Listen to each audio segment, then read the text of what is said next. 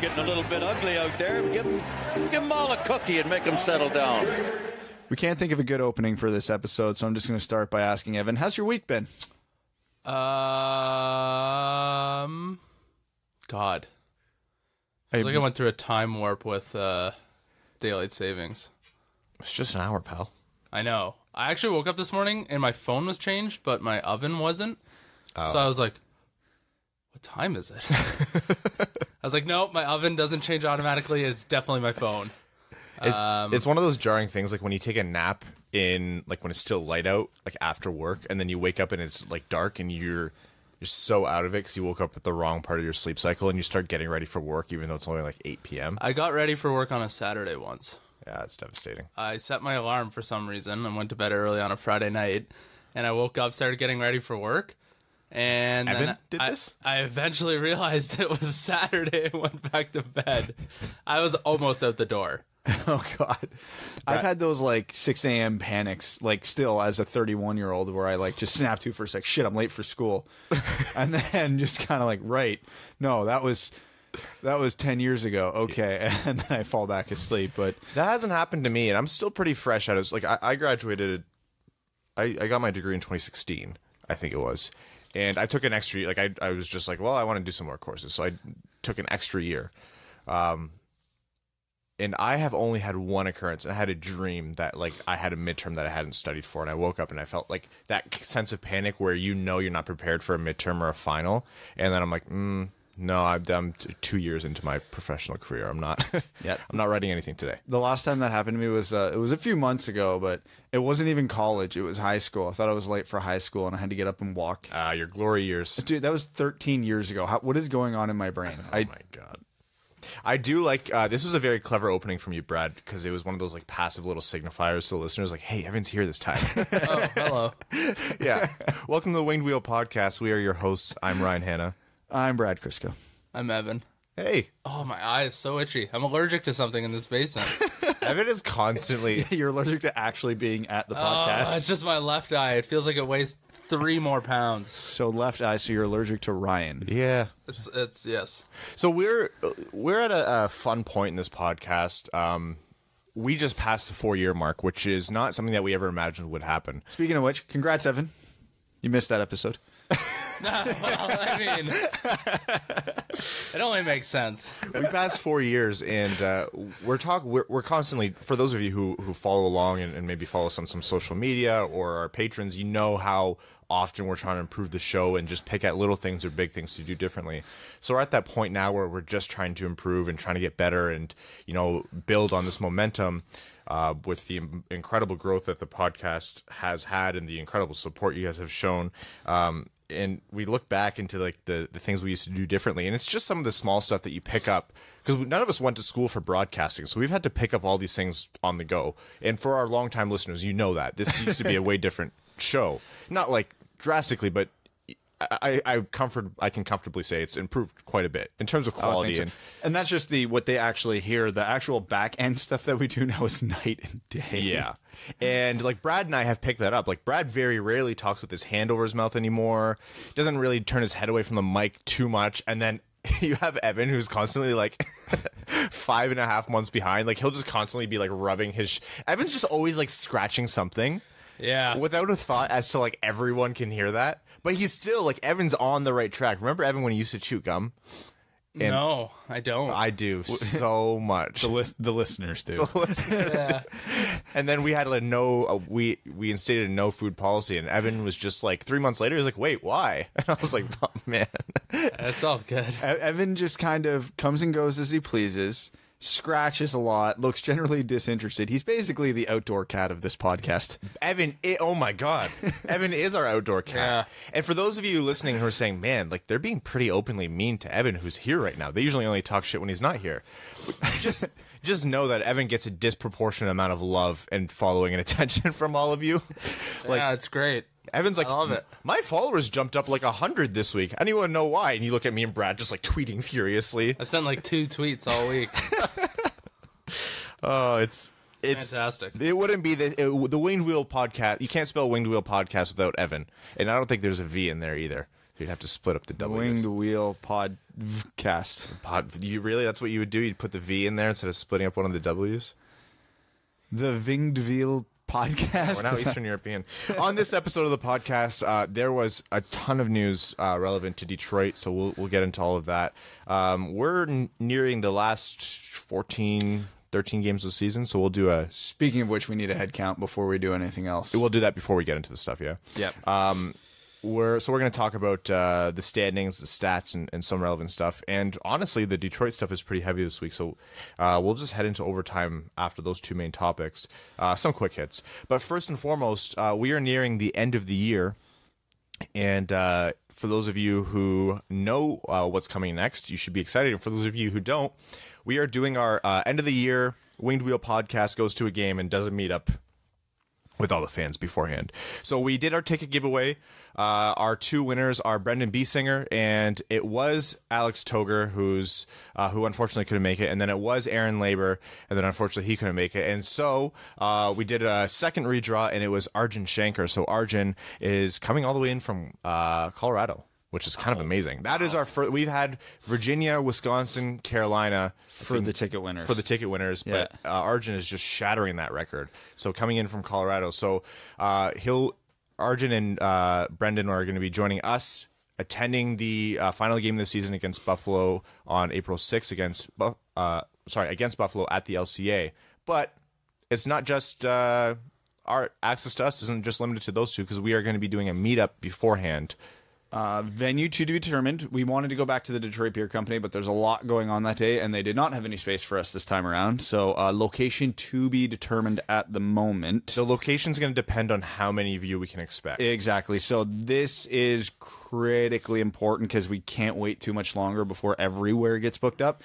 So if you are planning on coming to the pregame meetup, the April 6th game against the Buffalo Sabres, correct? Yeah, it'll be from about 3 p.m. to 6 p.m. Yeah.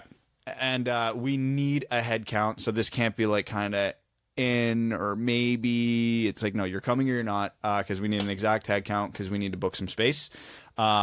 So please, please, please, please tweet at us, message us, however you're going to get a hold of us. We will send out a couple tweets about it, so keep your eye on that. Just we need a head count because I think the Tigers play that day too. So it's going to like a concert, and it's going to be a madhouse in that part of the city, which is great because it'll be great. It's going to be a fantastic atmosphere, but at the same time, it's going to be a nightmare for space. Yeah. So we're going to have to get ahead of the curve. We're probably already behind. It was great. The last meetup that we did was the first game of the season against Columbus. Yeah. And we had people from Australia. We had people from all over the States and Canada. Tasmania, Vancouver, at least 7 different states in the U.S., I believe. And we probably had 50-plus people roll through. And we definitely had 50-plus roll through. We bring in, we have like swag that we give away. We give away some stuff. So even though you didn't win any of the giveaway or like the ticket giveaway, there's still an opportunity to win some stuff. And honestly, we just want to meet you guys. This show is, it's your show too. And so we want to. And I understand that the home opener is going to have a far bigger turnout than the last game of the season. Do not get me wrong. So if you're like, well, only like 10 people are going, I don't know. That's fine. That's what we're expecting. Please still say you're in because we need it. Yeah. Whether we're having a table for 6 or we're having, a room for 100, we need to know.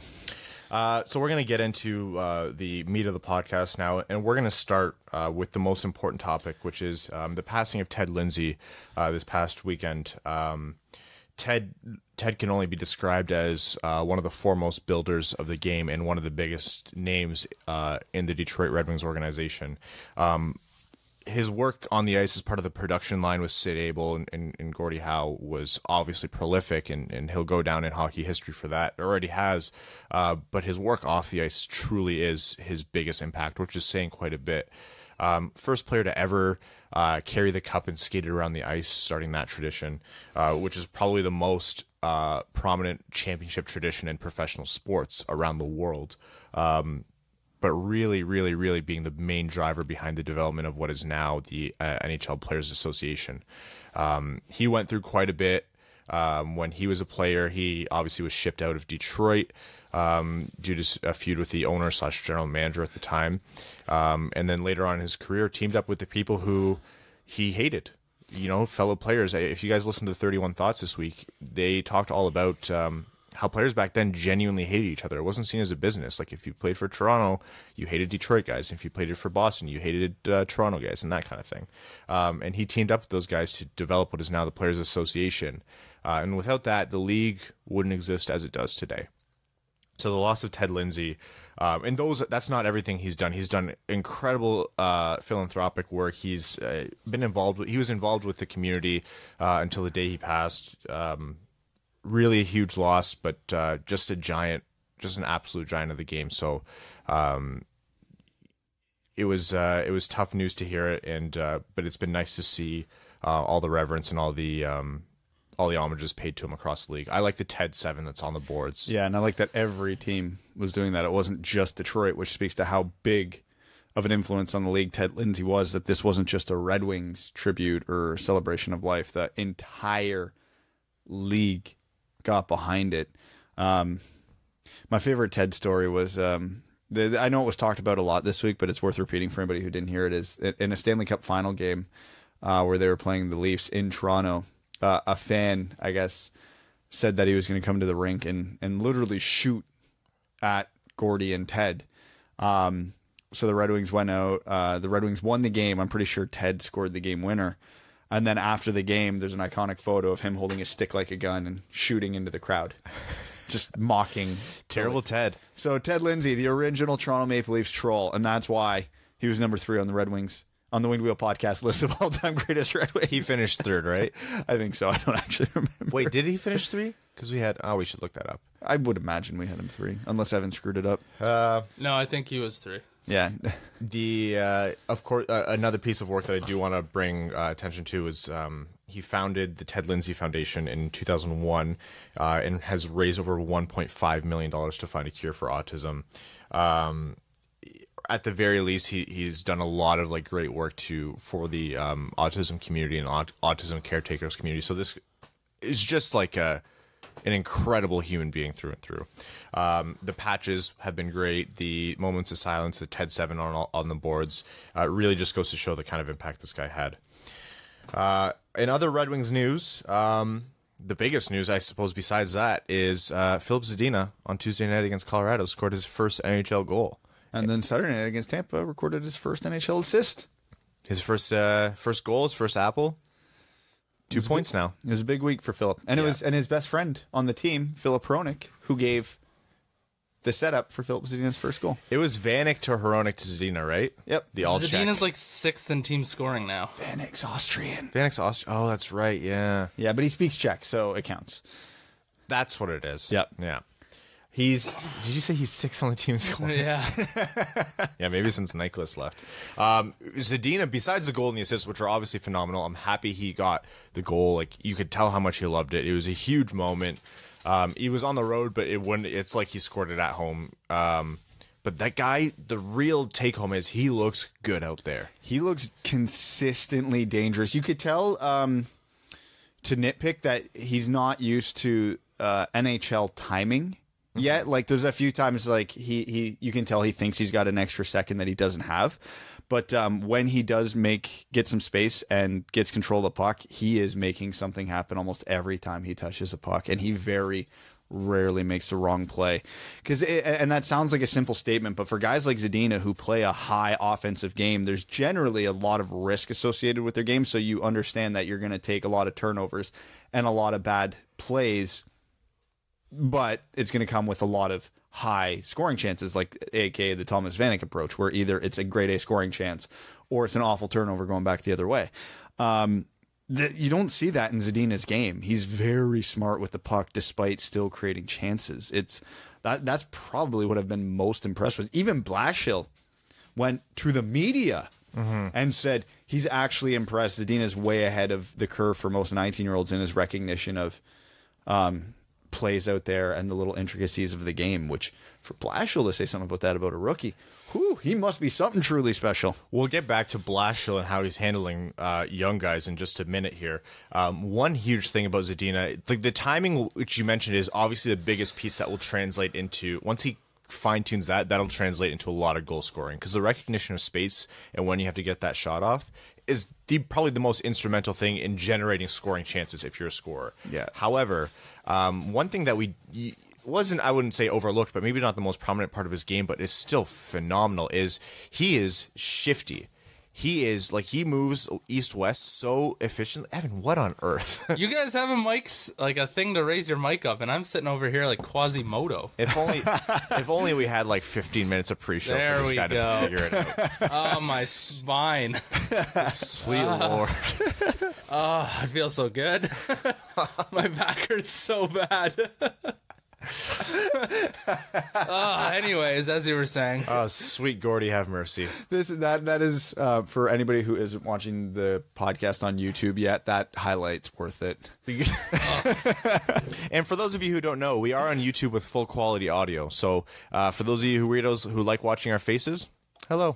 Might even look for another step up here. This isn't quite where I need to be. Well, this isn't even as high as I'd like it to be, but whatever. We're getting there. Anyways, the way he generates open space and the way he moves into lanes east-west, there's so many just pure north-south players, like even Larkin and Athanasiou, incredibly fast, and they predominantly move north-south, which is fine. But Zadina is shifty.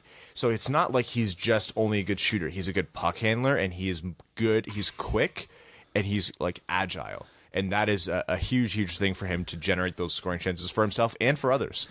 So the only other player the Red Wings have had in the last few, the only other players that the Red Wings have had in the last few years that had that east-west agility that Zadina has was Nyquist and Tatar. So, Who? Good timing there. Yeah. And I know a lot of people are concerned with Zadina. He's only got, 2 points in 6 games now? 5 or 6 games. I forget exactly how many games he's played. But the chances have been there. The plays have been there. He doesn't have a strong supporting cast. He's got Luke Glendening on his line. Mm-hmm. He's not played a single game where he's got a true playmaker on his line. Not that the Red Wings have one. But yeah, it's just been even his back checking has been impressive. The guy, you can tell, knows what he has in front of him and wants to make the absolute most of it. He wants to put it in for the fans. It's not like he regrets saying like I'm going to fill their nets, but he wants to show them that he can. Yeah, and it's nice too. It's been reassuring for me over these games because even with the slow start in Grand Rapids, like nobody jumped off his bandwagon and said he's not going to be a great player, but we all kind of sat there. Maybe he's more Anthony Mantha than he is Dylan Larkin, just to use an example, right? Mm-hmm. This little trial has eased my mind a lot. That I'm like, no, he's still a high end player, and again, it's just that timing issue. Once he gets that figured out, this kid is going to be. It would be a huge unexpected downfall if he doesn't pan out to be at least really good at this. Yeah, point. I think he's going to be a consistent 30-goal scorer comfortably. And again, he has, and his first NHL goal showed it. He has the one thing the Red Wings don't have right now, and that's that one-time threat on the power play. They do not have anybody, not a single person who is a threat in that capacity. Athanasiou's getting better at it, but I wouldn't say he's a consistent threat. Mike Green isn't that threat anymore, and he's out for the season. Hronek and Mantha both have good shots from the outside, but it's not a one-timer. They just have good snapshots with good location. Well, Hronek more than Mantha, but Mantha's got the power on it. But yeah, they don't have a one-time threat, so it's nice to see that they actually have that now. Speaking of which, I do want to play the goal call because I think Ken Daniels did a phenomenal job on that goal. It was call. perfect. Bertuzzi, Hronek, Bannock, Zadina near side. Hronek, Zadina wants it. He's got it. He shoots. He scores! Filip Zadina, his first National Hockey League goal, and Detroit leads it 3-2 with 2:17 to play. A power play goal. Well, the boy can shoot the puck. And in perfect Detroit Red Wings fashion, Zadina scores a huge go-ahead goal with just over 2 minutes left in the third period, and Detroit still loses the game. It was back to Ken just very quickly. For him to have that much energy and to make the goal call sound that good without the goal horn in the background, that is A+. Detroit has the best local network commentators in the league. Oh, yeah. And that arena in Colorado is half full of Red Wings fans. And Detroit's playing for nothing right now, and Colorado is fighting for a playoff spot. And it's an old rival. So, shame on you, Colorado fans. Good on you, Red Wings fans. We're better than you in every capacity. Colorado announcers constantly call opposing teams' goals like that, like just like muted and dead. And so because it was a busy night in the schedule. So for our American listeners who don't know, like I watch most of the Red Wings game through something called Rogers NHL Center Ice, which is through my TV, which means I get every NHL game. Now on a slower night where there's, let's say, 8 or less games, they will have a channel option for both. Shut up. Fewer games. They will have the option of you can watch either or broadcast because there's enough channel space availability that they can do that. But that was a busy night in the schedule, so for most games you only had one broadcast option, and when that happens, it's always the home team. So I had to watch through the Colorado feed. And yeah. Oh, really? Yeah, it was awful. I'll give them credit. They were good in the sense of they talked about Detroit a lot, and they were complimentary of the players they should be complimentary about. So it wasn't they were Jack Edwards homerish, where the other team is evil. But yeah, the Zadina goal call from them was like, so there was nothing there. There was no excitement.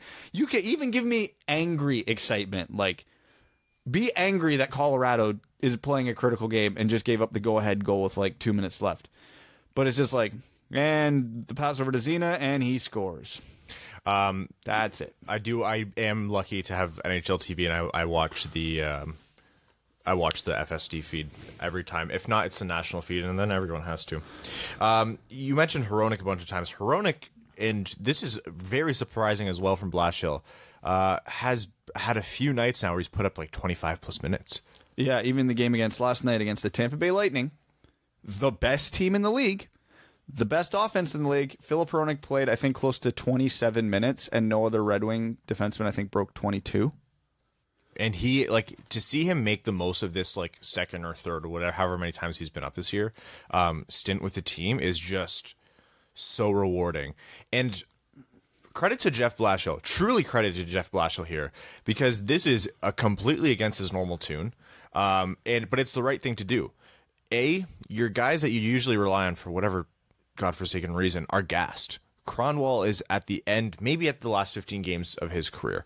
Daly does not have the legs that he never really had, but definitely doesn't have the stamina he used to. And Green is out for the year now. And Green was a big driver of those offensive breakouts. You know, the power play. He was truly the only reliable offensive generator from the back end. I know the advanced stats this year don't reflect quite a big decline from him, but still, that's the only player with that skill set that was on Detroit that was getting consistent minutes. So giving those minutes to Hronek is the exact right thing to do. And it's nice to see Blash do it unabashedly. Yes, that was intentional. Yeah, I'm sorry. I'm sorry, and I'm not. Unabashedly. That's better. Damn, Brad. Keep it to yourself. And Hronek, to his credit, has done it, and he's done a phenomenal job with it. And he's said to the media, "I feel confident. I feel like I'm a way better player than when I started at the beginning of this year." And that's like best case scenario for Hronek, because he's gonna have to step up next year. He's gonna have to he'll probably average 22 to 23 minutes next year, provided something terrible happens where he just drops off or Blashill decides to give up on him. And he's done a great job in my mind.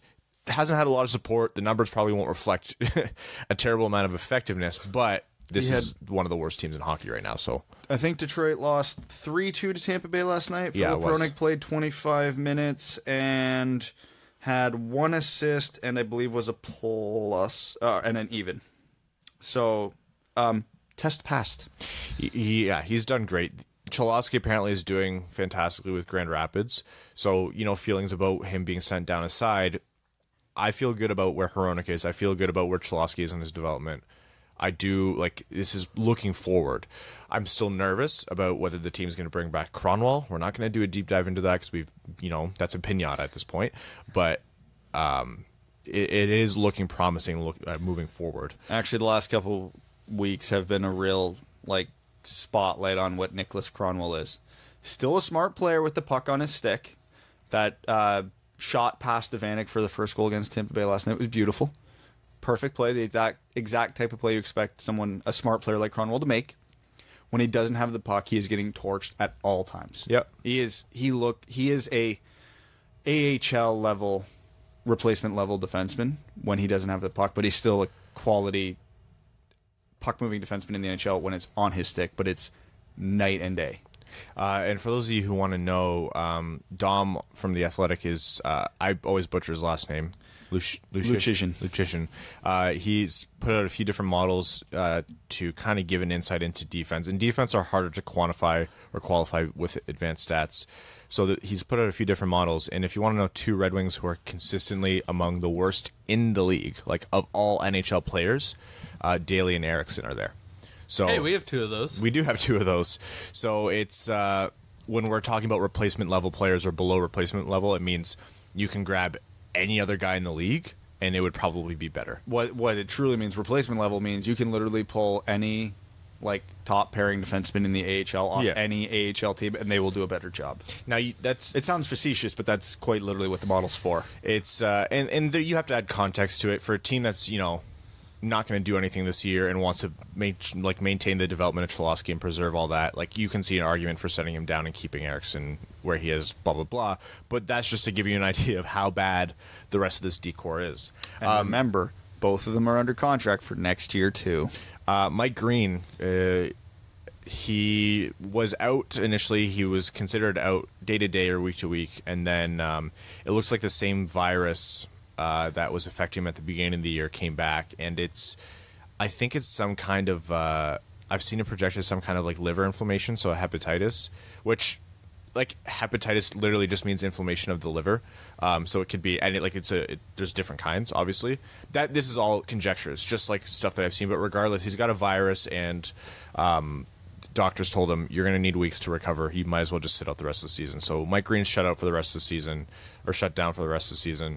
Honestly, feel really bad for the guy. Whether it's hepatitis or mono or just anything else, like that's got to suck, especially coming back. It's got to be brutal to the point where he's lacking energy and it's just beating him up. So all the best to Mike, and hopefully shutting down for the rest of the season helps him recover. When I saw the stat too, I've been kind of down on Mike Green this year because his turnovers have been comically bad at points in the season, but they were showing a stat. The Red Wings are above 500 team with him in the lineup, and they're like 3-17-2 without him, and it's just like, oh boy, that's it was, and that was even more exaggerated earlier in the year. So when he came back in November or whatever it was, they were well above 500. Their record was because they had that 11 game point streak or that 11 game streak where they went 9-1-1 when he came back. Yeah, he really does make a difference on the blue line. Again, I don't think he's trending in the right direction, but that's not really a huge issue. He's not the defenseman of the future. So another point, Larkin is currently registered as day-to-day. You could tell that he was a little bit off in the last few games he's played with his shoulder injury / neck strain. And there's been a lot of talk about shutting him down for the rest of the season because those are tough injuries. Red Wings fans know all too well. Henrik Zetterberg just had to retire because of a bad back early. And you don't want to mess around with that. And it's at the point now where there's an argument being made of, is there a point to playing Larkin these last 15 games and, possibly beating down what would otherwise be just like a crappy injury into a chronic injury? Because you don't want to mess around with your neck. You don't want to mess around with your back. Look at Sidney Crosby, the amount of issues his neck issues caused him when they thought it was a concussion, but really it was just like a terrible, terrible neck injury. Look at the issues it caused. Even Franzen before his concussion had a bad back. Henrik Zetterberg had to retire early. Maybe shut him down, right? No, we need a 30-goal scorer. It's been too long. Yeah, and so there's been a lot of conversation, and I almost tend to agree with them from the point of, let's not hurt what is the core, genuinely the most important player to this team right now. But Blashill has said he's day-to-day. He might even play as soon as this weekend. We'll see, but we're not going to shut him down. So there's two ways to look at this, and without trying to get too super scientific in it. The shoulder is a very, very weird part of your body. There's a lot going on there. A lot of muscles, ligaments, your rotator cuff. There's a lot that can go wrong in there. That being said, it's a relatively small muscle group, so it's not as devastating if you have a nagging injury in your shoulder as it is if you have it in your back or your knee or whatever. That being said, though, it's also one of the hardest parts of your body to properly rehab. Mm-hmm. I had a shoulder injury 5 years ago. It's never recovered properly. Still gives me problems from time to time because there's a lot going on in that part of the body. So you can look at it both angles. If Larkin comes back a little too soon and does a little more damage to his shoulder, is it going to end his career early? No. But if he comes back and doesn't heal it properly, it could give him problems for the rest of his career. So you could see both sides of this. As badly as I want to see another 30-goal scorer this year, I don't care. These games mean nothing. The Red Wings are firmly in third last in the NHL right now, probably pretty close to being mathematically eliminated from the playoffs. Well, Ottawa was mathematically eliminated last night, so they're probably just a few games. They're probably a week away from that themselves. Yeah, because Detroit's only, 5 or 6 points ahead of Ottawa, so it can't be too far. So they're literally 2 losses and 2 wins from the 8th place team away from being eliminated. I don't risk it unless you're 100% sure. Like, I'm not saying shut him down for the season, but if he needs 10 more games to fully get back to normal, take it. Don't call him day to day and then rush him back. The first game, he says he kind of feels all right. As soon as he says he feels all right, you give him 3 more games off. Even if it's you sit him until he plays just the last game of the season just for the fans, that's fine by me. Speaking of chronic injury, Evan, how do you always have the sniffles? Stop. I don't know. I'm allergic to something down here right now. You're allergic. Oh, yeah. Maybe it's your eye. Oh, my God. He might actually be allergic. What is this? Asbestos in the ceilings? Yeah. It's amazing we've made it 4 years. Larkin's at 27 goals. Athanasiou's at 23, I believe. The true story is Mantha's at 17. And so, obviously, Mantha's going to score 13 in his last 14. And hit 30 goals. Obviously. If Larkin doesn't come back, the only chance we have is Athanasiou, and he would have to score above his pace so far this year to do it. Although he's looked good in the last few games. So he had a phenomenal game against the Rangers. The Rangers, yeah. He was so many breaks. You could tell, like, Jeff Merrick saw those clips and went, oh, like that. He showed off his foot speed. And then the goal and tapping the 7 on his chest and pointing to the rafters. I do not watch hockey to cry, sir. It was amazing. Did not need that. He tried that between the legs move on the breakaway. I was like, yes, Andreas, yes. I think I sent out a tweet about that. I appreciate that he's doing that right now, but I don't ever want to see him try that in a game that matters. No, I'm all for it. Pavel Datsyuk did it, and then Helm scored on the rebound. Remember that? Yeah, but that's Pavel Datsyuk. Oh, well. Pavel Datsyuk had to get out of jail free card for everything. Yeah, you get yes, hard yes on that. So that's where Larkin is at. I can see both sides, but I hope if they bring him back, they know for sure that A, he's not getting huge minutes, and B, they know for sure he's healthy. Joe Veleno has hit 100 points in the QMJHL. Yep, I still think he leads all qualified skaters in the CHL in points per game. He might. I think was Comtois. Yeah, Comtois only played like 20 games, so he wouldn't qualify. And then that conspiracy theory that I brought up recently. And also Comtois plays on Veleno's line. Yes. So that conspiracy theory that I brought up recently, where, again, I'm going to do some qualifications because I know some of you didn't listen and then got angry at me on Twitter. I don't think this will happen, and I don't think it should happen. My opinion is that Detroit shouldn't do this. I'm just talking about a thing that might happen. Some pretty prominent people, Pierre LeBrun and Craig Custance notably, were talking about the possibility of RFA offer sheets this offseason. And Detroit was brought up. And Detroit was brought up not being linked to, like, this wasn't a rumor that Detroit was actively working to do this, but Custance said, like, if you're looking at a guy like Braden Point, where Tampa Bay might have to do some finagling to fit him in because that guy is due for a big payday. If Yzerman goes to Detroit, they have a link from Tampa to Detroit, and it's not out of the realm of possibility for him to want to make a move to bring Point over because he's familiar with him and he thinks he's worth it. Now, some things to consider, and we've talked about this before, is if they offer Braden Point, say, like a $8 million or $8.5 million deal, which would not be enough, mind you, he's a 100-point pace player. You take the total value of the contract. So if it was 7 years let's say 7 years by $10 million. The amount that you would have to give up for compensation on that scale isn't the total value divided by 7. It's the total value divided by the lesser of the amount of years the contract is for or 5.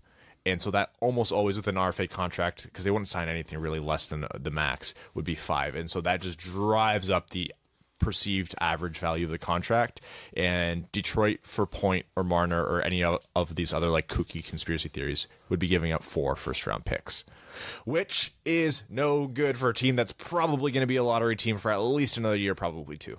Yeah, no, you don't make that trade. No, God, no. Yes, if you just, like, again, forget the offer sheet. If someone just came up, hey, you can have Braden Point, but we'll trade, but we want your next 4 first-round picks. No. Your answer is no. No. Is there a player in this league not named Connor McDavid or Sidney Crosby that's worth 4 first-round picks? If you're a team that's likely picking in the top 10 for a few of those. Austin Matthews. Maybe. Austin Matthews for sure. I would do that right now. There will not be an Austin Matthews caliber player in the next 4 drafts. 4 lottery picks. Yeah, but again, it's not, you're not going to get an Austin Matthews, but you could get maybe 2 Mitch Marners out of it. I don't know. I see Matthews. I see McDavid Matthews like I see Crosby Ovechkin. Maybe not to that level, but pretty close. Regardless, man, I almost wouldn't even trade 4 first-round picks for Sidney Crosby at this point, just due to his age. No, obviously you wouldn't. He's what, 32, 33? He's my age. He's 31. He's only 31. Ryan, we're not old. You're God, old. he's old. You're old. Crosby's not. Ryan, I'm only 3 weeks older than him, Ryan. Some people, oh man, best 3 weeks of your life, and then he showed you up, didn't he? Oh, he did. Some people are talking about, like, oh, I don't want to pay $10.5. No, you pay $10.5 million for Braden Point. You shut up and you like it. Yeah, like I did. But the 4 first-round picks, I'd happily pay $10.5 million per season for a guy like Braden Point. Again, people always get so flustered. You look at every successful team in the league, you overpay for your superstars as long as you're not overpaying for the replaceable guys. That's where Detroit's getting killed. If Larkin was making $9 million instead of 6.1 right now, I wouldn't care as long as Abdelkader and Helm were not making what they're making. You overpay for the game breakers. Yeah. That's why when I sit here and say I'd comfortably pay $11 to $12 million for Erik Karlsson, everybody says I'm nuts. Good. Well, would you rather pay $7 million for a Tyler Myers? No, I'd rather take the extra insane cap hit and get a guy who's actually going to make a relative difference in how many wins you get in a year. Again, it's not happening, but you've had, administration talk about we're going to have to go off the board to accelerate this rebuild. And this is an administration who acknowledges that you have to be lucky to accelerate the rebuild. So if they're taking an action to accelerate it, it makes me nervous that this is going to happen. So here's what I think's happening. And if it's true, Ken Holland is a genius. So you look at the 5 biggest candidates for RFAs this summer. You've got Braden Point, Mikko Rantanen, Patrick Laine, Mitch Marner, and who's the other one? We'll just go with those 4, okay? Let's just go with those 4. There's been a lot of talk in the GM world that one of these guys might actually get an offer sheet. That this is more than just talk. GMs legitimately believe that this might happen. Well, if you're Ken Holland, you're one of the guys he's one of the guys who's been talking openly about, you can't rule it out. Well, half those RFAs are in his division. If he's just saying that so that the Leafs and the Lightning have to pay an extra $1 to $2 million to these guys just to get them wrapped up before July 1st hits, and all he's doing is screwing 2 division rivals up against the cap even more than they already are, that's some level of 5D chess that I am here for. Because there's been, on the same rumors, there's been talks now that these teams are not going to let these guys get that far in the process. They are going to do what it takes to get them signed before they can sign an offer sheet. So could you imagine if Braden Point was originally going to get 8.5, and because these rumors got out there, Tampa gives him 10.5 just to get it done and not even take the risk? Oh my God, that'd be fantastic, because Toronto and Tampa are screwed up against the cap as it is. Even before they have to overpay Braden Point and Mitch Marner. I could see it. I could see GMs legitimately just saying this crap to screw with their things. My honest to God bet is that none of those big RFAs get an offer sheet. You might see a secondary player like a Kasperi Kapanen get it, because again, if you're paying a first, a second, and a third, it's worth it for a team that's already good. Again, I repeat, not worth it for a team that's bad like the Red Wings. But no.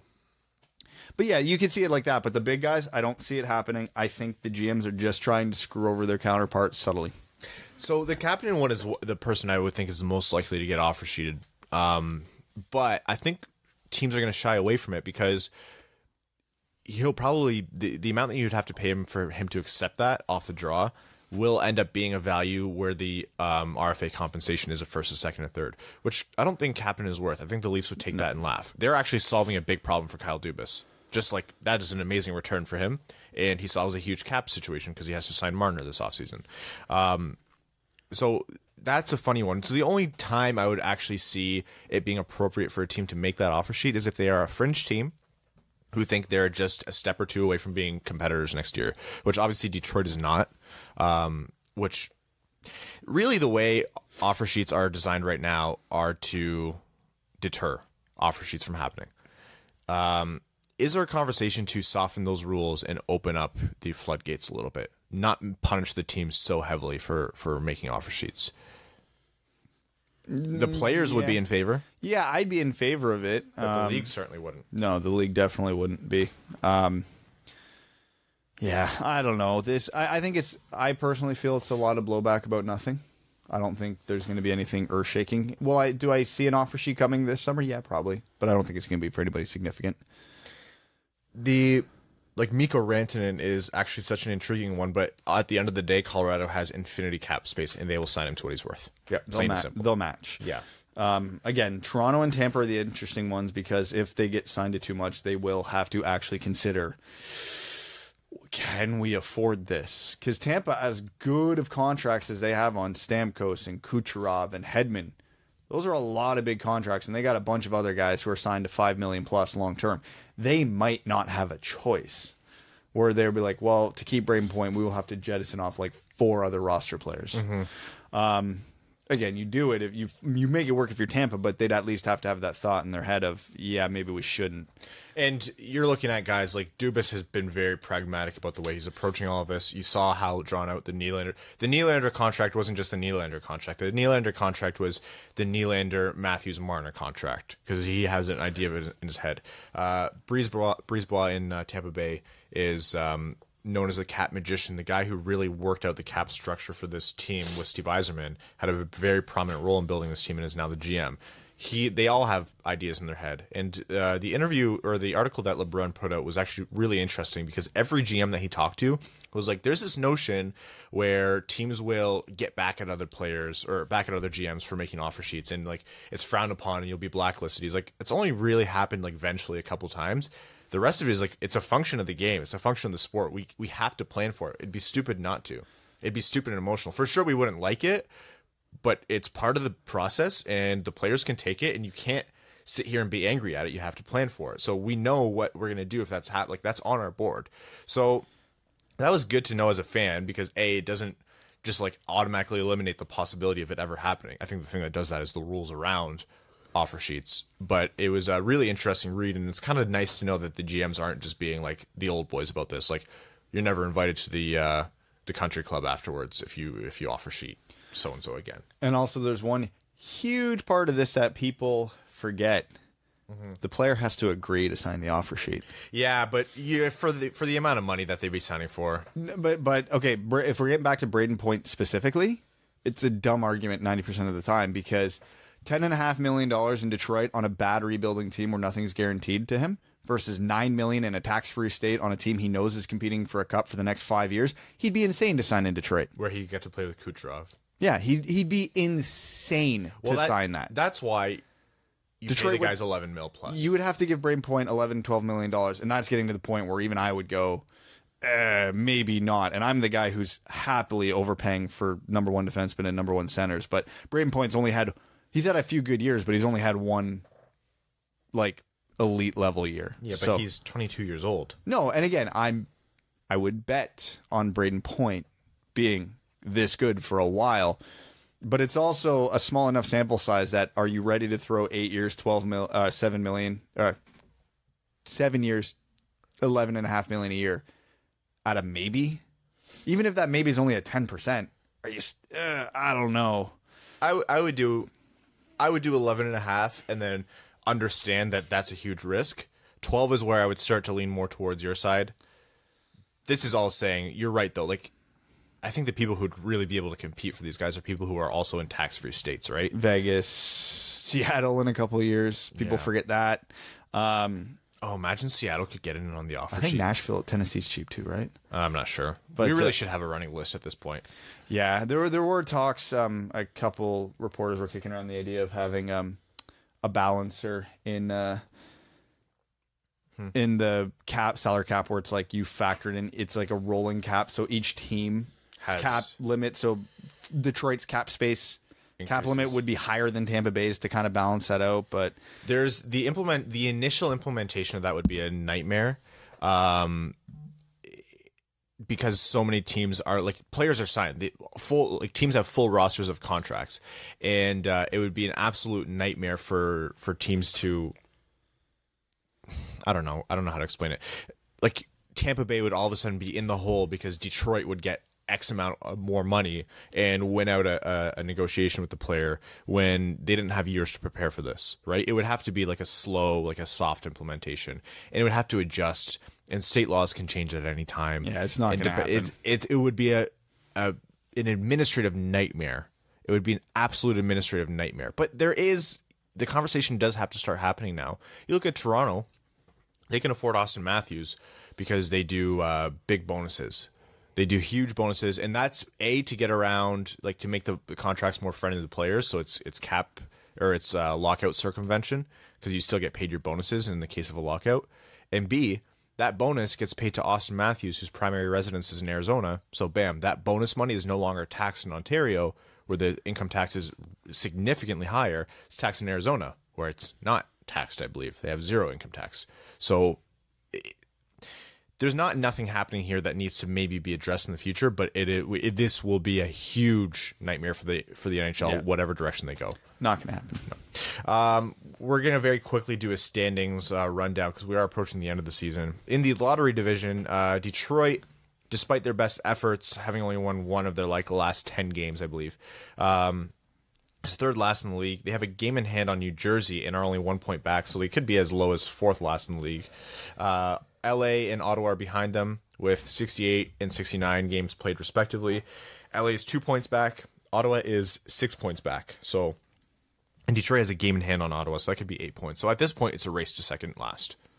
It's a race to 30th. Detroit is fighting for a 13.5% chance at first overall pick.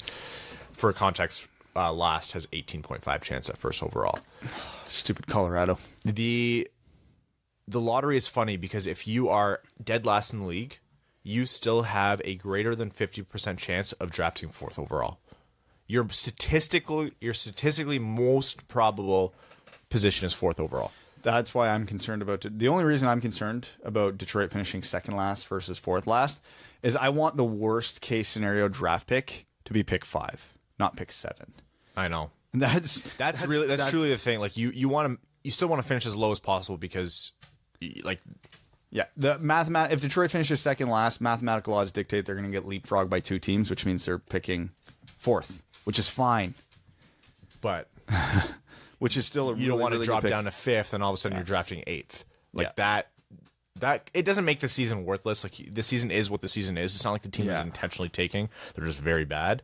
But it would put a huge wet blanket on things. And again, from picks 3 or picks 4 to 10, there's not a huge difference in this draft, but you still want the control on, if all things are being equal, you get the position you want, or you get the player you want, or you get the type of player you want. If you think everybody who's ranked 4 through 10 right now are so close in skill level that it doesn't matter, you still want to have the control to be like, oh, well, we're going to take Trevor Zegras because we need a top 6 playmaking center.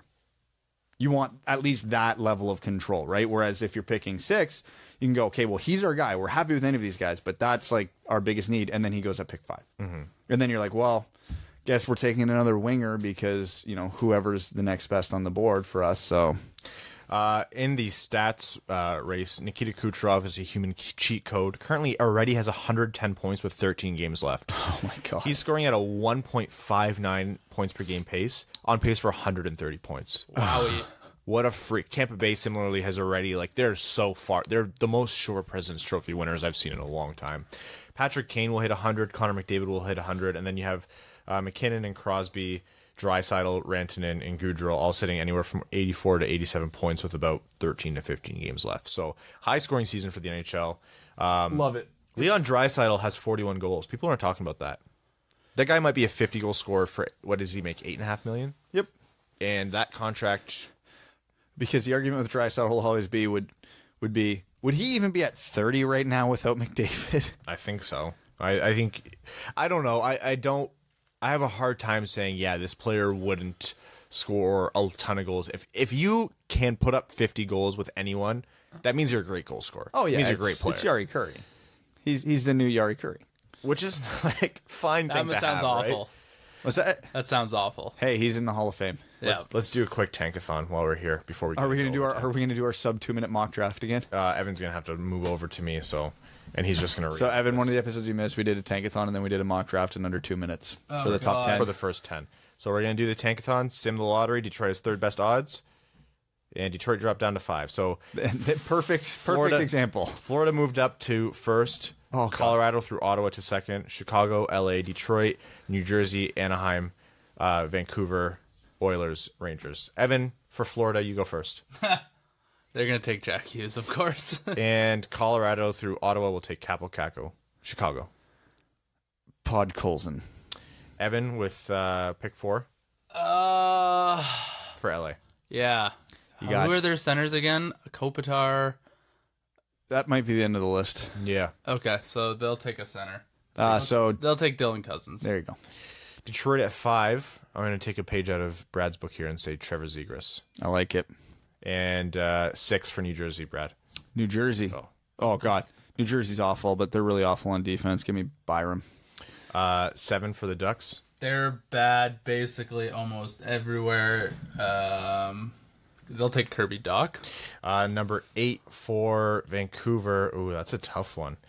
I'm going to maybe reach and go Alex Turcotte for Vancouver. Yeah, I would have had him there around there too, so that's fine. 9 for Edmonton. Edmonton? Oh, you mean they can grab a center here? Yeah. Okay, Peyton Krebs. And then 10 for the Rangers. Evan. The Rangers, eh? I feel like we left someone significant out of the top 10 here. Boldy, Soderstrom, York. Do we do Kirby Dach yet? Yeah. Yep. Yeah. Yeah, no. Yeah, I don't know. I don't know much about the Rangers this year. They'll take Matthew Boldy. How about that? There you go. All right. That is our very quick Tankathon mock draft top 10, which will inevitably be our best takes. Yeah, we're going to do like proper, fully thought through mock drafts at the end of the year that will probably end up nowhere near correct. And one of these stupid ones that we fired off was going to be like 8 out of 10 correct. 100%. We're going to head over into overtime, which of course is brought to you by our Patreon supporters. All of our patrons get their comments read out on air, guaranteed, as our way of saying thank you for supporting the show. I know I sometimes when I do that readout, apparently I say thank you like 10 times in it. So thank you for pointing that out. Thank you. First comment from Hockeytown Guru says, some topic suggestions. Sea of Thieves, which Red Wings have the best pirate-esque names. Oh, man. Best pirate names. Abdulcator. And it's got to have an R. Yeah. That's a requirement. Larkin. It's got R in it. How? Yeah. Yeah, Larkin. Yeah. It's got to be that. Because what other one would work? Erickson. That one's not bad, actually. It's not bad. That's not bad. Yeah, there's a lot of opportunity here. All pirate lineup off-season episode. Howard. Yeah, Howard's good. Civilization 6, which players would be good at it? How good is Ryan? Oh, I have not... The last Civ I played was 5, and I can burn hours at this game. Civ 6, who would be the best at it? I feel like Zadina would be really good at Civ. He seems like a guy who spends a lot of time in front of a computer. Who else? Jimmy Howard would probably be really good at Civ. Who's a really smart guy? Jonathan Erickson would probably... He seems like a really intelligent dude. I don't know. Airplanes. I work in aviation. And Don Cherry suits discussion. Well, his suits are the best thing about him, so. Alex Toger says, recently went to a Toledo Walleye / Kalamazoo Wings game and got to watch Dylan Sadoway, is it? Yep. And Caden Fulcher play. Where do they stack up in terms of chances to make the big club? I know Sadoway has been a bit of a project, but I thought Fulcher looked pretty good in the game. Sadoway's less than 0% chance at this point. Yeah. Fulcher... Detroit's goaltending pipeline is so wide open right now, I can't rule anything out. Yeah. So Fulcher's, I'd still give him a sub 10% chance, but he's got a chance. Whereas, yeah, like I said, Sadoway's a non-prospect at this point. Some more comments from Hockeytown Guru. How realistic is Karlsson, Panarin, and maybe Skinner to Detroit? All three, one, or neither? Or pass on Karlsson, go for Trouba, Zook, and Gardner? I would say if we're talking about those big three, I'll give it a 25% chance one of them Really? comes. I think Detroit's going to go hard at them. They've got a ton of cap space. They talked about being bold. I legitimately think Detroit's big game hunting this offseason. I still give it, like, I give it sub 10% chance at any big game. yeah, if we're talking multiple, God, yeah, like a 1% chance. Detroit has the cap space to do it. I just don't think they're going to do it. I think Karlsson would be their only big target, and I think I would give that a sub. Like Panarin won't come to Detroit. That's not a destination he would want to go to. No, well, there were reports that he does like the idea of original six. All right. So there, even the Bob father himself did not rule out Detroit. I don't think it's going to happen. I think Skinner has the advantage of we're close enough to his home that he could be swayed. They have the cap space where if Skinner wants $9 million, Detroit could comfortably give it to him. Yeah. The style of game he plays, I think, translates well into his 30s. So sure. Karlsson has to be their target, though. If they are literally going to throw infinity money at anybody, it has to be Karlsson. And if you're like, oh, Erik Karlsson's, not at the age where you're throwing 8, you should be throwing 8 years because he's 28 years old. So well, they can only throw 7. 7. So you'd be paying the guy till he's 35. Erik Karlsson's so good where, like, you're fine at only getting 4 years of, like, the guy's consistently a top 3 defenseman in the league. And let's not forget, cap is going to go up, and it's with Seattle coming in and legal gambling coming in, I expect the cap to go up a lot over the next few years. So, again, it's a good summer to overpay someone. And he also says, I'm going to the game next Saturday afternoon, third row from the glass. How can I get a Winged Wheel shirt to represent? Teespring.com/Winged Wheel Podcast. The sale should go live sometime Sunday. We are going to do a sale to celebrate 4 years with the podcast. We want to see you guys in your Winged Wheel gear, so when you get it, tweet at us. I know we always retweet from the account when you do that. We want to get more stuff out there. So, yeah, that's amazing. Please do. Rocket. Kalen Wood says, would you rather sit Larkin for the rest of the year and avoid another potential Zetterberg injury scenario, or just let him play? Also, what's your favorite pop? I'm partial to Werner's or the occasional squirt. Way underrated. Love yous. I'm sorry, what was that second one? Yeah, I've never heard of that. I would rather sit Larkin for all but like 1 or 2 games if need be. I know the 30-goal thing is there, but I just don't want... Detroit's had some bad luck with injuries. Like I said, once the doctor gives the 100%, he's 100% clear to go. Give him 3 more games and then put him back. If that's the third last game of the year, then yeah, he's done for the year. And Vanilla Coke is the best pop. You can all fight me. I love just a classic Coca-Cola. I'm a Diet Coke guy. I'm addicted. We are now sponsored by Coke. The Winged Wheel Podcast brought to you by Coca-Cola. This podcast sponsored by the G. Oh, I'm kidding. Warm Chord Music says, so has Zadina done enough to start next season in Detroit or what? Yes. He will be a Detroit Red Wing. And if he is not, you are free to riot. Yeah. Even though Detroit won the shootout, I still feel like rioting that Zadina didn't shoot in the shootout against the Rangers. Yeah, very cool. We didn't talk about that. If the kid is up for it's only 9 games. This will likely be the only shootout. The kid's done great. Just let him shoot. What the hell? The only Athanasiou had to shoot. I'll give Blashill that. And Athanasiou scored. Right call. Blashill did say that had the Rangers scored on that last shot and it went to round 4, it was either going to be Zadina or Mantha shooting. So it wasn't like Put him in the first 3. I'm sick of Nielsen shooting. Sick of it. He was so bad that game. I understand that Nielsen is the greatest shootout player of all time, but I feel like he hasn't scored a shootout goal in his last 6 attempts. He had 4 shot attempts that game, and at best, his best one was when he whiffed on a slap shot and it fluttered over a stick. He was awful that game. Does Franz Nielsen have the softest slap shot in the NHL? Possibly. I've seen a few now, and I am not that guy who's ever going to sit here and say I'm better than anything in the NHL. I'm pretty sure half my beer league team's got as good a slap shot as Franz Nielsen. I think Evan's got a snapshot harder than Franz's slap shot. It's probably true. Warm Chord Music continues to say, almost every time I do a tankathon simulation, Detroit moves down to 5 and picks Bo and Byram. If this actually happens, do you think the Wings move down a few spots and grab another second, or do they just take Byram, or do they take someone else like Turcotte if Cousins and Doc are gone? Detroit does not have the luxury of trading down this draft. No. They need to get the single best player available to them. And for what it's worth, I don't even think Cousins or Doc are in my top 5 anymore. I don't think either of them are. There's a lot of people who would disagree with you on that. Oh, most people disagree with me on that one, but I have my reasons, which we'll talk about in a future episode. I gotta load these. Unless they wow the hell out of me between now and then, and they go right back into it. But right now, yeah, I got them probably 6th and 7th, respectively. John Schultz says, "Hey gents, it's been a couple of months since I've commented, but last time you had some very complimentary things to say about my goaltender son's glove save video, and I want to say thank you. He listened to the pod and was over the moon when you mentioned him looking forward to the Red Wings drafting him in 9 years. Hey man, we meant that. Buddy, you can't show off a sick glove like that and not have us expect. We're going to be following you. So hopefully, John, you keep sending us some scouting reports." And to be fair, the Red Wings, none of the Red Wings' current goalie prospects might pan out, and we might just be parading out Jimmy Howard tied to the post at that point. Yeah. So he might get in right away, too. Yeah, so Red Wings fans, look forward to having Schultz in the back of the goalie's jersey in 9 years. So keep at it, buddy. Obligatory wings is Larry Murphy. There's a comment here about Larry Murphy on the broadcast about sometimes his enunciation is off. Bad enough when he was just behind the desk, but then they had him doing color commentary aside Ken. Didn't love Darren Elliott, but definitely don't love Murph. I think Murph is just like, he was off for a while, and then he's back. He was on and then off, and then back again now. I think it takes a while to acclimate, especially for players. Like, if you remember Ozzy when he started, Ozzy was, he's come a long way. So I think this is just like something over time, and he came in the middle of a season too. So I would say give it time. And it's hard because if you're next to Ken Daniels, right? Like, Good luck. no one's going to look good. Unless your name's Mickey Redmond, you're going to have a hard time looking good next to Ken And that's Daniels. just because Mickey just goes off the rails, and it's great.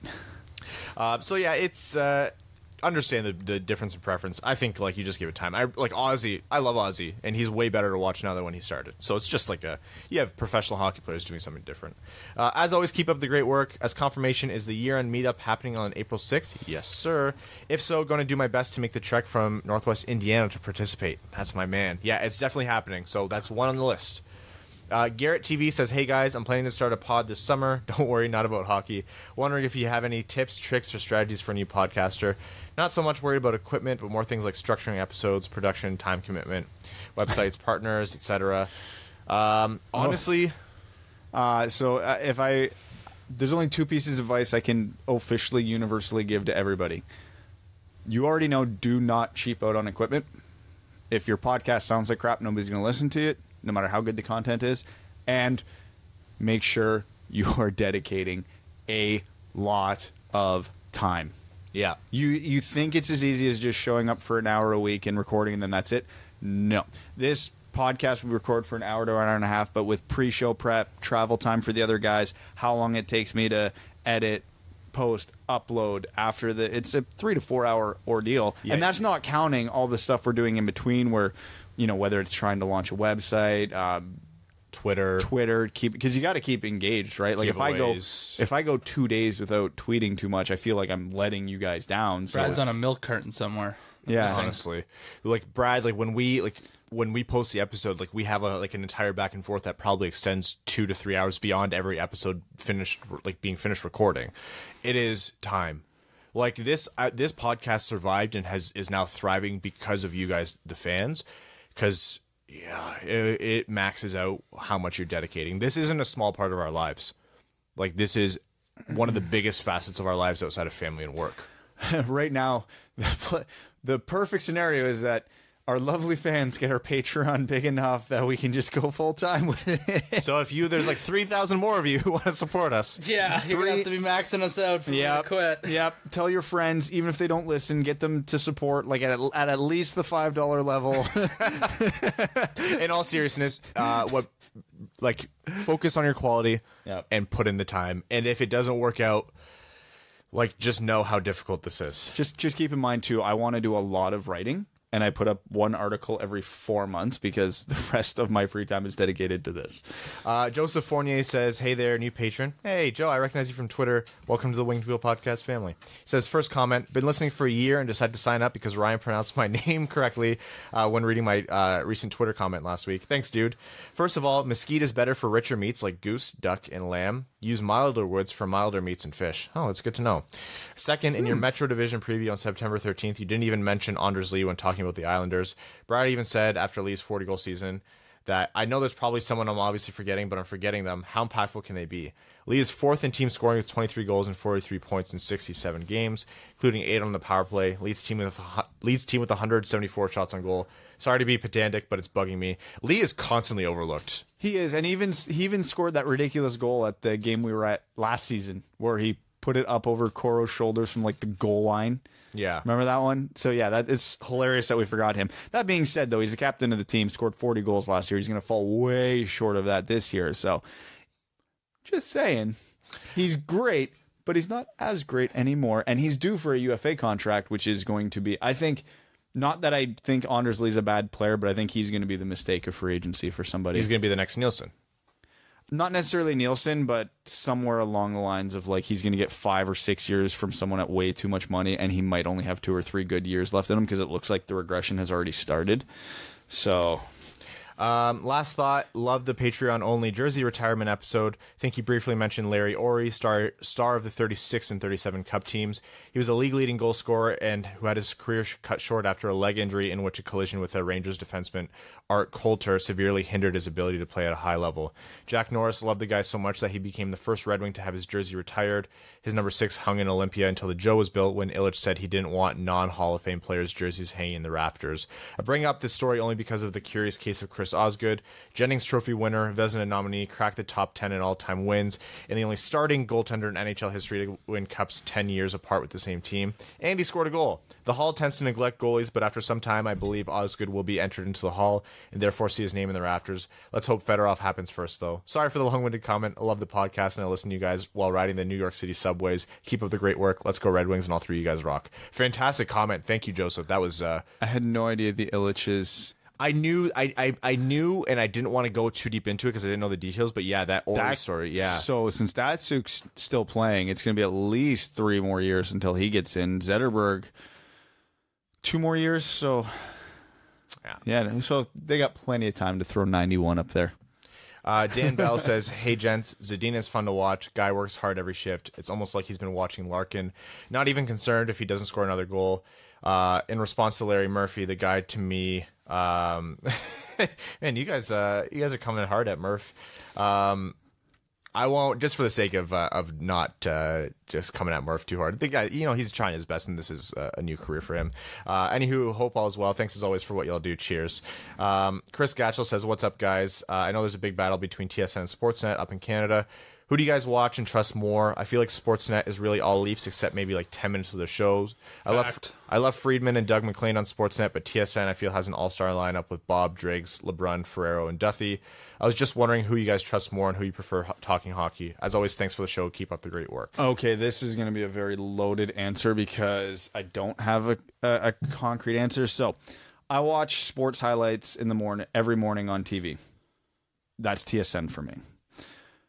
When I'm consuming my online content between the two of them, it's Sportsnet by a mile. TSN has not done a good job of embracing the online world, where Sportsnet is, between their ice surfing and a bunch of other stuff they do, they have absolutely nailed it. Because TSN's just a bunch of reposted bar down articles, if we're just being... It's bar down, basically pulling whatever they find off Reddit and putting it on their website, and that's all they do. So yeah, as far as... the insider stuff, that's to me on a person-to-person basis. There's guys at both companies I trust and guys at both companies I don't really give the time of day to when I'm consuming my content. So that's a very, very long-winded answer of saying both. Yeah, it used to be... So here's the thing. Those are 2 Canadian networks. So and Toronto is the center of the hockey universe, if you ask any Canadian fan of any team. That's just the reality of it. Both of them are going to have a slant, intentional or not, towards reporting on Toronto stuff. You just kind of have to filter through that. If you're not a Leafs fan, if you are, congrats. The thing is, since Sportsnet won the big contract to air games, they've done a lot of work to really improve their show. And like Brad said, there's a lot of quality content for both sides, and there's a lot of crossover in terms of guys reporting for maybe one side and then taking a contract with another, or you see content aired simultaneously. I would say watch whatever's there. Watch whoever you like. Switch it up from time to time. I think, what's it called? Ice surfing that Dangle's on. Yeah. Merrick, who we've had on the show, is fantastic. Friedman, who does the 31 Thoughts article and the 31 Thoughts podcast with Merrick, is excellent. But like you said, Bob is with TSN. Like, there's just, it's better. Like, I know you're saying which one is better, but it's better that both are really good. I actually just realized we've never had anybody from TSN on this podcast, so Sportsnet's my answer. Jeff Chen says, hey guys, is Madison Bowie essentially Brennan Smith? I'm going to be the wet blanket here, and I'm going to say he's worse. I don't even think they're the same type of player. I think Madison Bowie is, I don't know, poor man's Nick Jensen. Just not, the offense isn't really great, but he skates pretty well and he can defend a little bit. So I think his defense is lacking. Oh, it's lacking, but he's also 22. Nick Jensen was 28, so he's got some time. The thing I like about the guy is he's very obviously trying to learn. Incredibly polite. When he was mic'd up, he was so polite. It's very funny. Trying to learn, and so like I'm not going to like count him out, but I don't think he'll ever be a top 4 defenseman. No, neither do I. His best case scenario is he's an effective third pairing guy. Yep, which is fine. Like he wasn't the biggest return in that trade, so it doesn't matter. You need cheap players on your bottom pair, so. Andrew Schweeman says, hey boys, I live out in Denver and was able to witness Zadina's goal firsthand. It's probably one of the coolest sports moments I've experienced recently. What's your favorite thing you've witnessed at a live sporting event? As always, keep up the great work. Oh God, there's too many. We saw Cholowski's first NHL goal this year. Yeah. We saw Andreas Athanasiou's near double spinorama goal. Oh God, that win against Tampa Bay was electric. That Athanasiou's goal late in the second period in that 0-0 game in the playoffs was insane. Trying to remember. Those two are the first two that immediately jump out at me. It's in a non-Red Wings one. I saw Crosby's shootout goal at the outdoor game in Buffalo. I was at that one. That was pretty cool. The whole atmosphere there was really cool because what you couldn't see on the TV, that like what happened kind of in the stands, was because it was so snowy, and even when Crosby was coming down the ice, you couldn't see the puck from the stands. Mm-hmm.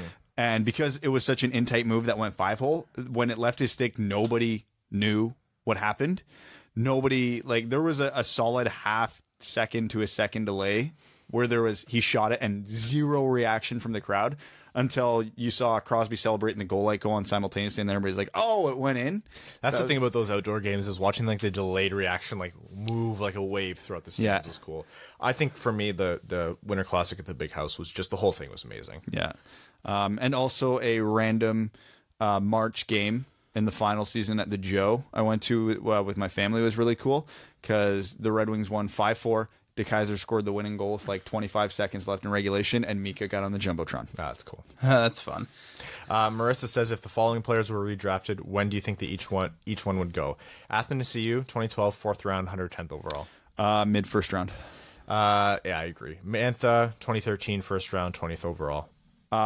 Pretty close to where he went. Maybe up a few picks. Maybe a few picks higher. All of these are going to be first round because we know they're effective NHLers. Yeah. Bertuzzi, 2013, 2nd round, 58th overall. Late first round, like 20 to 25. But that's saying a lot because Detroit drafted him about 50 to 60 spots ahead of where he was projected. Oh, yeah, way ahead of that. He was projected like as a 6th, 7th round pick in most circles. Larkin, 2014, 1st round, 15th overall. Top 5. Top 5, at worst 6, but I wouldn't even see that. I seen Sportsnet actually did a redraft on that one, and they both had him. Everybody who redrafted had him in the top 3. Glitch says, how's it hanging, fellas? In the playoffs, how strategically important / valuable is home ice advantage to a good coach? Very. Home ice advantage for NHL teams, and a coach who knows how to use it with line matching without overdoing it is crucial. That's the difference between getting Tyler Johnson out there away from Luke Glendening and scoring a huge goal to break the difference in a series, or having Luke Glendening shut down Tyler Johnson every moment you have. It's oddly specific. Well, because it's relevant. It's what happened. I know. I'll say it's important, but not that important. I'm generally speaking, there's very rare instances in which I believe in line matching. So I'm a believer in just get your best players on the ice as often as you can without gassing them. Mm-hmm. But yeah, I look at it as more moments in a game.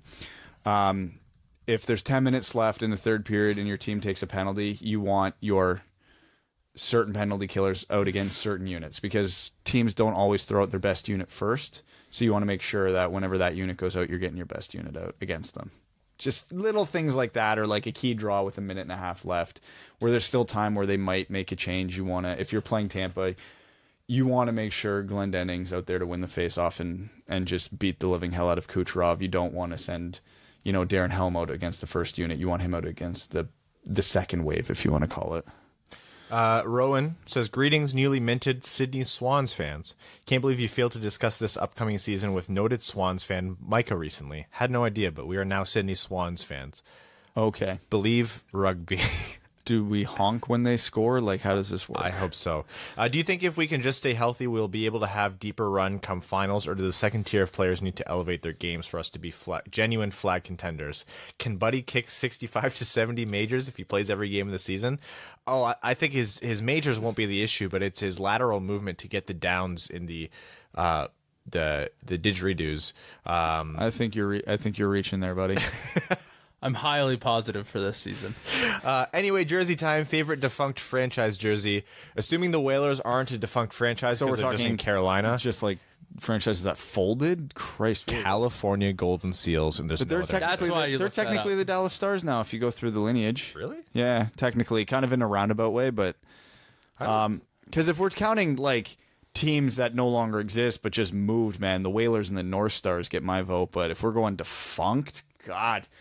The Montreal Maroons or the Kansas City Scouts? Oh my God, yeah. California did become Dallas. Yeah.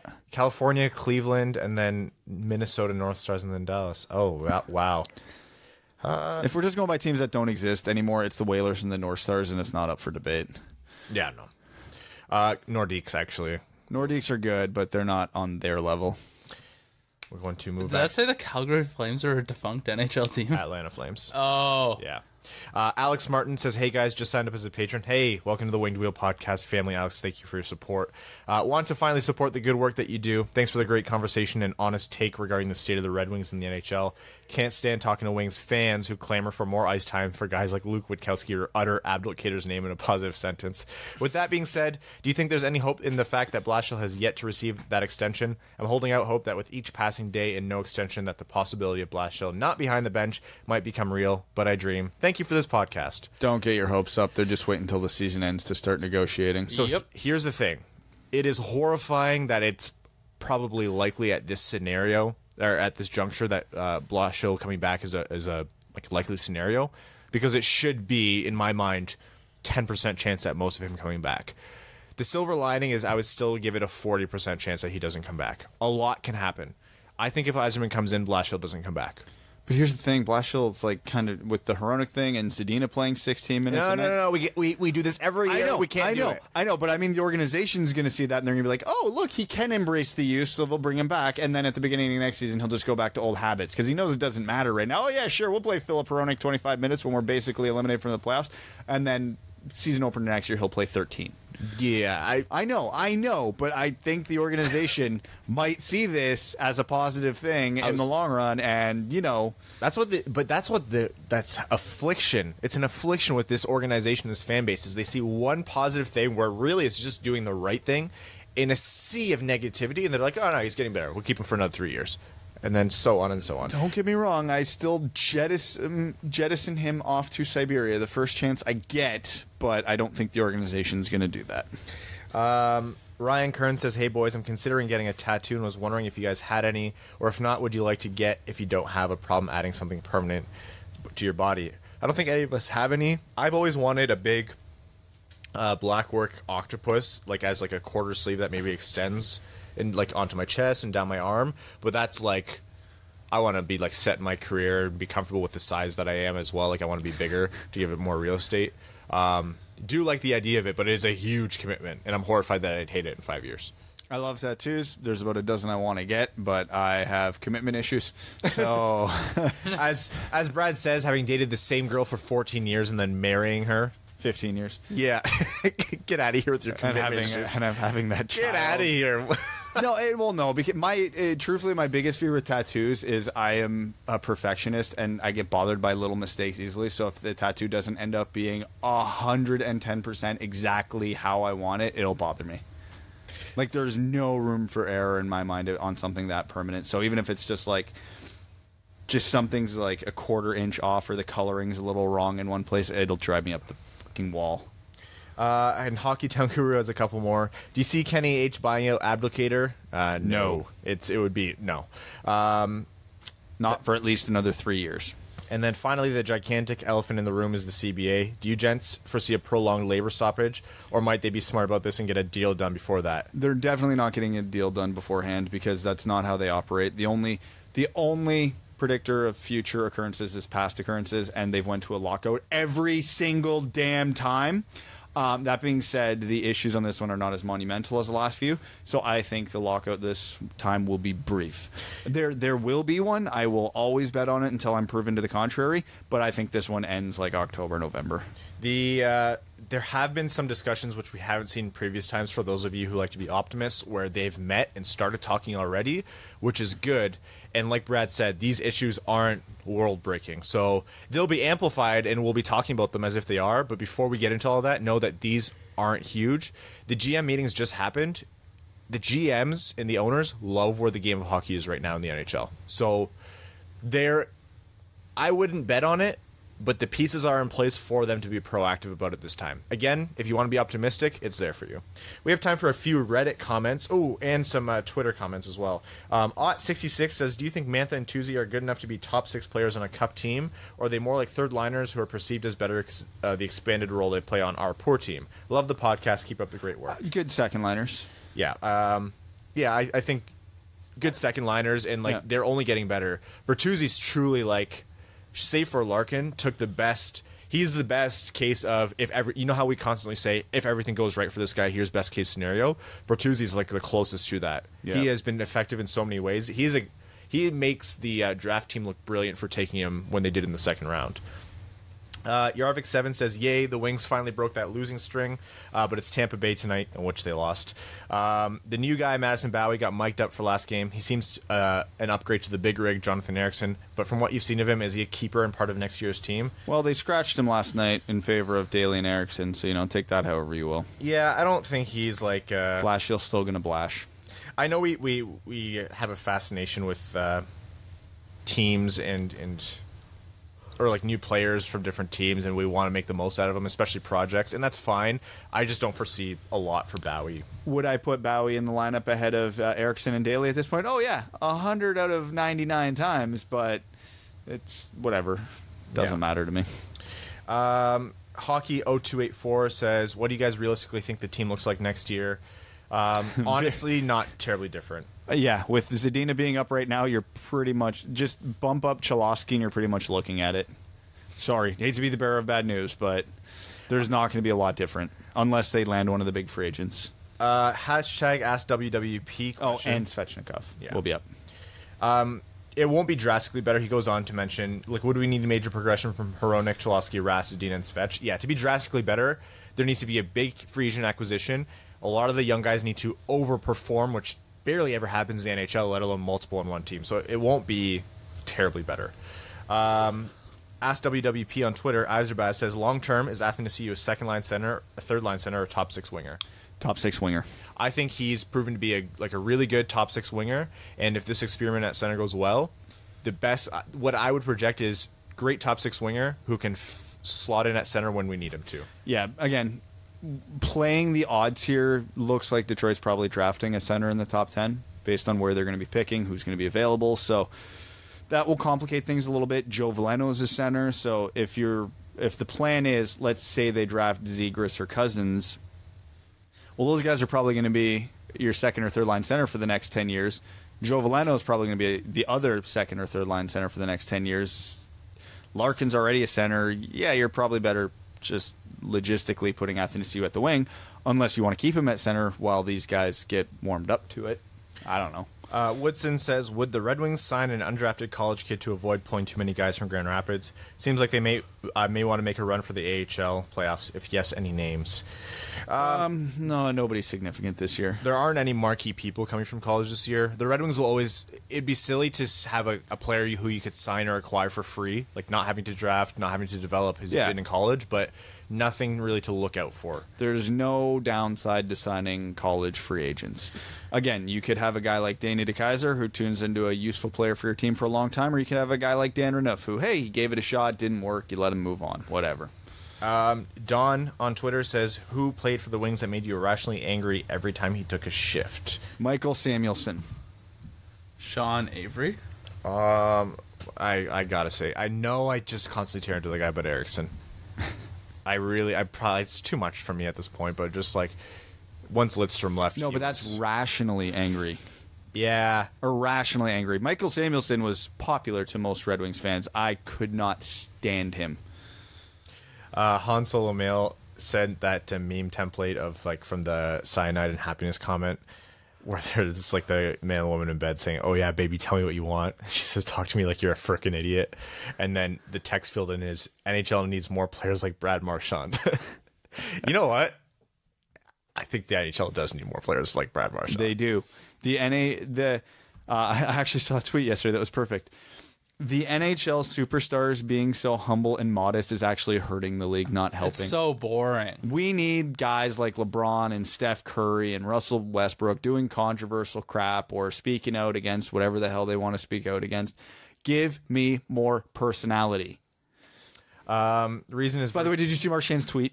Oh yes, where he commented on a Mitch Marner highlight and said, "Wow, that kid's amazing. They should give him $12 million a year over 8 years." Hysterical. Love it. Tampering. Yeah. Love it. And then, of course, the NHL being the stupid league that it is, with the stupid media that it has and the stupid fans it has, he had to explain his comments. Oh, it was taken out of context. Damn it, Brad! You were trolling the Leafs. And you were having fun with it. Own it. We appreciate it. Don't let the old boys club get you down. Do more of it. The NHL is plain yogurt. Yes. At best, plain Greek yogurt. Yeah. AJD711 says, not a question, but a comment as I just started listening to the pod a few weeks back. I've really enjoyed it and glad that I found a Red Wings podcast that satisfies and delivers. Keep up the good work, guys. That means a lot, man. Wow, we really appreciate it. Thank you for tuning in. And tell your friends. Reason is Virtue says, imagine you're a GM and after all the complaining we've made about the vets, would you take this deal? The new GM, this is a good one. The new GM gets a one-time get out of free card. He or she gets to eject all contracts and they choose cap penalty free. The only caveat is that no player over the age of 30 can remain on the team starting July 1st of this year. Further, no new free agents or trades can include a player 30 or over for the next 2 seasons. Would you take that deal? Okay, what? You can get rid of whatever contracts you want at the start of the year.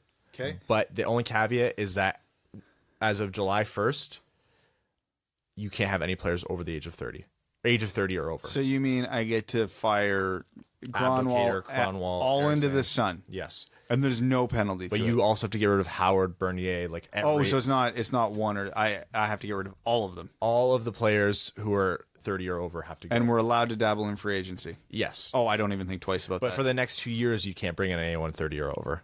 None of the key Red Wings players are approaching 30. Do it 100%. You'd be insane not to. Luke Glendening would. only have a year. You don't get me wrong. You would suck for those 2 years. You would suck royally. But to just clear up your cap situation, you don't have to deal with Abdelkader's contract, Kaiser's contract, Nielsen's contract, Helm's contract. Holy Christ. The worth it. You could go sign who you want to sign anybody who's like 27-year-old to like a 2-year $16 million contract to bridge the gap. You could. We have time for one more question. Evan, pick a number between 1 and 6. 6. All right. Drunk Lord GG says, regarding offer sheets, oh God, no, why, ew. Yeah, that's the right take. Yeah. Honestly, though, my only question is a request to mention that teams can go over their cap space in the offseason. I'm beyond tired of the amount of daily #Twitter GM Geniuses discussions being offer X player $7 million because they only have $6 million cap. Ha ha ha.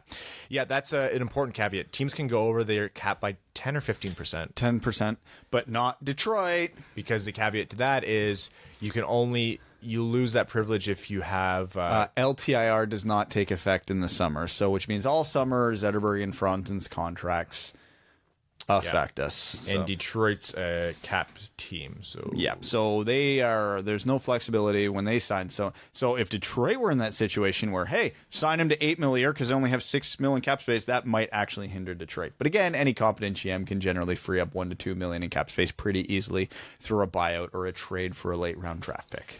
And with that, we're going to wrap up this week's episode. I'm going to do my usual spiel where I thank all of our Patreon patrons, the supporters who, like we talked about the show, make the show happen.